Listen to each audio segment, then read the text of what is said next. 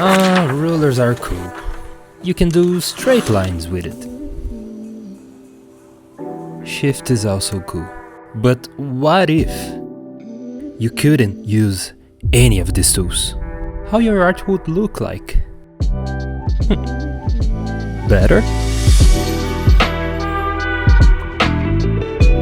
Okay, so it's not like you can't use a ruler or perspective ruler when you're drawing, but it will make it better if you use it just as reference. Okay, so when you should and when you should not use a ruler or a grid.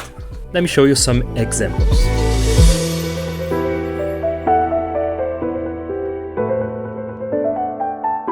So here I have this illustration that I made for a client a while back, and let me show you something.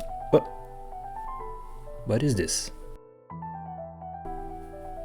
So here, if you have a good eye, you noticed that this illustration uses isometric perspective, and yes, I used a isometric grid. So that means I was cheating. So let me show you. If we look here in this line, you can see that I didn't exactly follow the isometric grid. And here in the windows, my windows are a little crooked, as you can see. So this is what it means to use it just as a reference. So I did everything in this illustration like this, but following the isometric grid as reference. In this one, I used 1 point perspective. So my vanishing point is here in the sun, and every single line converges to the same point.